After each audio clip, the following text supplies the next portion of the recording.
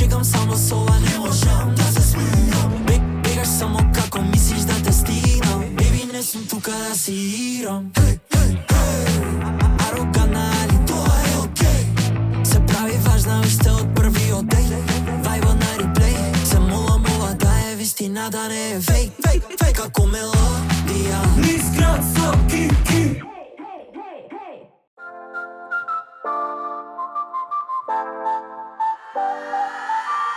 Секој што може да пренесе порака е медиум.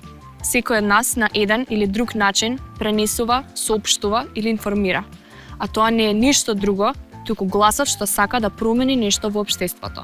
Овој дел е многу интересен, бидејќи имаме и сами постери од активности кои има ги направено, нели, учениците од училиштето. А и овој дел е уште поинтересен, бидејќи се истакнати сите награди големи награди кои ги имат освоено, нели, учениците.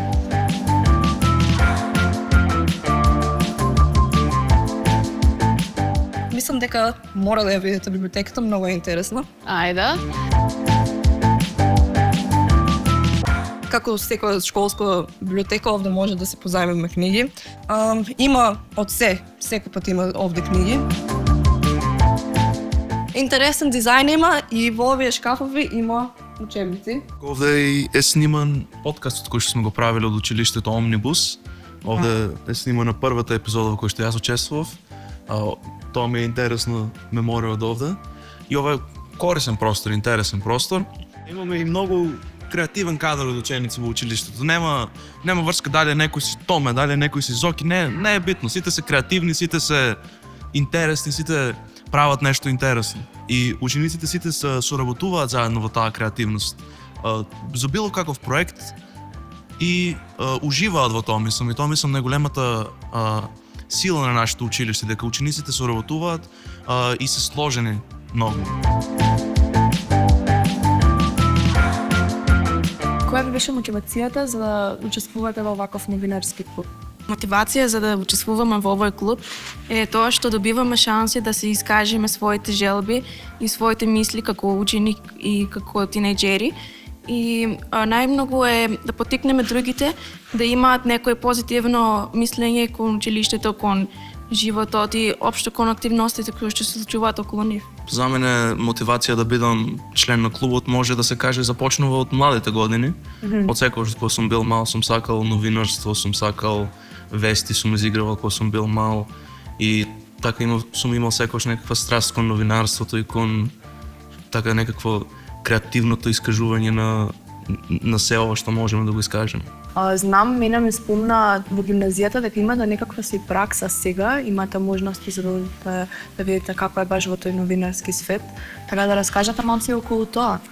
Сме били ние претходната година бевме во посета на МРТ и ни покажува од предното говорење и пишување, ни покажува како функционира се, прашувавме прашања и направија некаков прашање ни постави на мене и на Стефанија.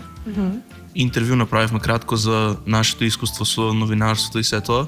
Видовме како функционира и мислам дека би било и за подобро за учениците да има повеќе вакви активности, да ги посетуваме медиумските клубови во други градови, например, или да идеме во МТВ, во Телма, во Сител или во било кое друго место, за да добиваме некакво искуство, бидејќи за мене средното училиште мислам дека треба да биде во некоја смисла да може да пружи насока за секој ученик што сака да биде во животот, да се одреди, да има за се еднакво. Некој може сака да биде научник, физичар и да учи физика, но некој може сака да биде новинар. Дали секој од вас има некој умилен новинар или медиум што ви инспирира?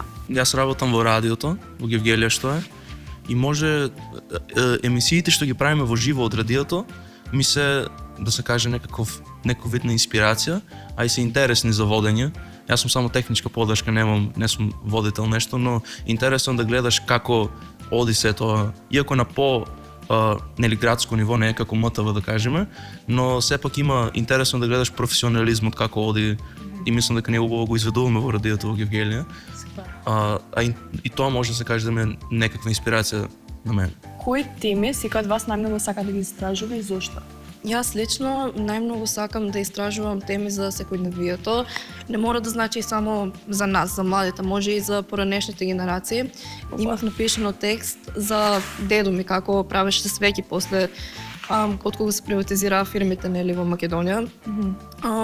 Мислам дека пишувањето може многу лесно да се најде инспирација за него, како например уметниците може да се инспирираат од некој зрак од сонцето, буквално и ние така може да се инспирираме од било кое дејство, од било кој настан во историјата или во денешен ден. Може и сега јас да напишам текст за ова интервју, за ова ток-шоу што го правиме. Мене лично најинтересно ми е да пишувам за теми кои што опфаќаат карактерот на луѓето и општо character development што се случува кај тинејџерите, што може да се случи кај било која личност. И најчесто опфаќам некои така лични дилеми кои што учениците ги имаат, што јас ги имам и ги објаснувам на некој начин што се привлечни за другите и би можели да помогнат на некој друг што го чита мојата статија. Една од моите статии гласеше дека секој дете има право да има родител, но не секој родител има право да има дете. И можеби насловот носи многу голема тежина, но во денешно време таа е реалноста, бидејќи не е се така сјајно како што изгледа. Јас имав пишувано за темата Ти си храброст и таа тема одбрав имавме час поговорени пишување и ни дадоа задача. И јас се одбрав таа со мојот професор со неговата помош, бидејќи луѓето осудуваат многу пред да знаат нешто што се случува на некој, осудуваат, зборуваат и такви работи слични. И ми инспирираше бидејќи родителите не знаат точно што се случува со децата, бидејќи не сака да се искажат како се чувствуваат и се така. А во школото многу знаат децата да нападнат и да не им дадат да се чувствуваат лошо поради нив. И никој пат не знаеш на децата што им се случува, бидејќи не покажуваат така. Мене ме интересира за креативно пишување и општо за креативноста. Сега баш читав и гледав и ова го имам зборано со моите гости. ChatGPT, окей? Според мене, мислам дека до некој степен ја убива креативноста, не само во новинарската професија, со тоа што може текстови многу полесно да се напишат, може било кој да ги напише, туку и во други сфери како уметноста, како сликањето и така натаму, бидејќи се е станато вештачко. Ако има некој мислење за ова што јас го кажав, слободно. Се согласувам со тоа прво. Мислам дека ChatGPT е нешто што има корист, но е користено со лоши намери. Мислам, ова е релевантно за нашиот професор, бидејќи не е баш задоволен од трудовите на учениците што се изведени уствари од ChatGPT и на секоја писмена работа за тоа зборува, но има таму нешто подлабоко од смејата, нели дека хаха. Мислам дека фактот што толку се подпираат учениците и луѓето општо на ChatGPT за уметнички дела е нешто многу лошо. Лошо е за нив, не само за уметноста или за оценката или за што ќе се случи за професорот, како ќе се чувствува. Лошо е за самата индивидуа кој што го користи ChatGPT да мисли за него, може да се каже. Креативноста пропаѓа се повеќе и повеќе во денешното општество за вештачката интелигенција и тоа не ми се добро. Јас го мислам, апсолутно, дека креативноста некако ни умира. И со тоа јас имам почувствувано дека веќе немам толку инспирација за текстови. Порано сум можела, не знам да пишам 10 страни тексти да не имаат проблем, сега маца се мачам. Па да, може јас да кажам така некако дека се чувствувам, но работата дека сите ние имаме пристап до ChatGPT и сите имаме некаква желба да го искористиме, имаме потик како досадно ти не можеш или нема да те мрзи да пишуваш нешто, а мора да напишеш и сега ајде ќе опрашам ChatGPT и тој ќе ми напише и ќе имам нешто готово. Но мислам дека треба да пробаме да се посветиме повеќе кон нашата креативност и кон креативното пишување, бидејќи и ако гледаме во општеството, реално ако гледаме, природните науки се многу повеќе како ценети од општествените науки, од креативноста, бидејќи се гледаат како да имат некаква поголема корист.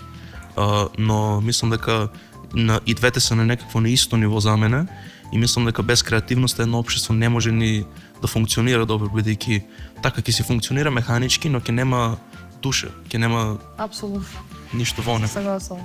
Целосно се согласувам со Јован и многу добро кажано и за општествените науки, но да додадам тоа што Да, може ќе направиме некоја слика со вештачка интелигенција или ќе напише некој текст и е добар, не викам не, но сепак убавината во човечката творба или во човечката уметност е дека е базирана од човечки искуства. Ти можеш да прочиташ некој човечки напишан текст и да го чувствуваш тоа што авторот го чувствува во тој момент. А од вештачката интелигенција тоа нема душа, тоа е само генерирано, направено од повеќе човечки искуства, но не опишува некое конкретно човечко искуство. Затоа мислам дека стварно треба повеќе да ја почитуваме човечката уметност, бидејќи таа има душа, тоа дека се разбира вештачката интелигенција не може да произведе нешто со душа. Да направиме споредба со два различни ума, човечки ума, и тие двата може на различен начин да го толкуваат едното исто. А ChatGPT секогаш истиот резултат ќе го дава на секоја нова задача.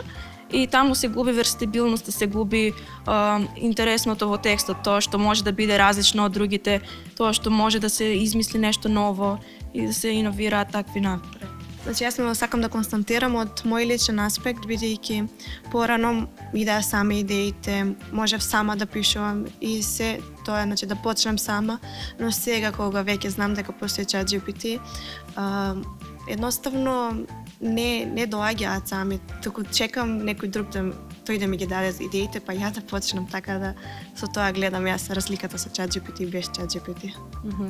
Кажете ми, кој е некој во клубот што има некаков се поголем придонес, и дали има некој главен? Сите ние имаме придонес кон клубот. Може би има некој што после фокусира на новинарството и може повеќе текстови ќе напише, но за среќа сите имаме можност да бидеме вклучени во проекти, многу проекти и возможува клубот, имаме можност да се изјасниме, затоа не мислам дека има некој главен, тоа е убавината во клубот, сите се еднакви, сите имат еднаква шанса да се искажат и да стекнат нови искуства. Тука сме со професорот кој е главен и, како да кажам, надзор на децата од новинарскиот клуб. Ментор. Кажете ми малце повеќе околу активностите на клубот, темите, децата, дали вие ги одобрувате темите, како им помагате и така натаму. Па добро, со оглед на тоа што постоиме од 2011 година, некако сме усогласени во целото работење со сегашните генерации на клубот. Нормално дека треба да се контролираат децата, односно треба да им се задаваат задачи кои што треба да ги решаваат или да ги пишуваат, или теми кои што треба да ги обработуваат. Меѓутоа, во секој случај, на почетокот, како уреднички тимеве, така да кажам, уште со неколку заменик уредници, си задаваме теми на почетокот пред да го објавиме новиот весник, на што ќе работиме, односно што ќе работиме, затоа што весникот се издава еднаш месечно. Имаме доволно време, значи да поработиме и да видиме што би било интересно за нив да го обработат како тема, па после тоа нормално тие ги доставуваат до мене и јас ги лекторирам или ги поправувам и така натаму и ги објавуваме во весникот. Ќе забележите и на нашата веб страница, односно и во весниците, дека тоа се теми кои што практично може и да не бидат поврзани со младите, значи да бидат поврзани едноставно со некој проблем што тие го имаат или не знам со некоја дејност која што е специфична или интересна за Гевгелија и гевгеличани. Генерално, значи работиме неврзано, не со дадени рокови, мора до тогаш и до тогаш. Ако не се заврши, да речеме, една статија или не знам едно интервју за овој број на вестникот, ќе се заврши за другиот. Така што затоа се така слободни и така се мотивираат можеби малку повеќе да работат. Никој не им пречи во времето на изработка на нивниот прилог. Во последно време гледаме дека се помалку се чита, и решивме намерно на некој начин да издаваме електронски магазин за да почнеме младите да ги навикнуваме да читаат. Вам ви е многу јасно дека поголемиот дел од младите, а истражувањата укажуваат дека повеќе се на Инстаграм. А Инстаграм повеќе ни нуди фотографии, не ни нуди читање. Ние таа ни беше целта. На моменти, искрен да бидам, се разочаруваме. Затоа што морам да кажам дека малку се чита. Значи малку и нашиот вестник може би го читаат, но некои содржини па се премногу актуелни. И вие во самиот разговор мислам дека ќе имате можност или слушнавте веќе кои теми се така попопуларни. Она со родителот, не секој родител, и како беше не се сеќавам, меѓутоа таа беше премногу актуелна тема која што не размрда малку, не раздрна. Браво! Дефинитивно мислам дека креативноста е многу битна и вие ги мотивирате децата, така да од мене едно големо браво заслужувате, дека помалку се чита, тоа е вистина.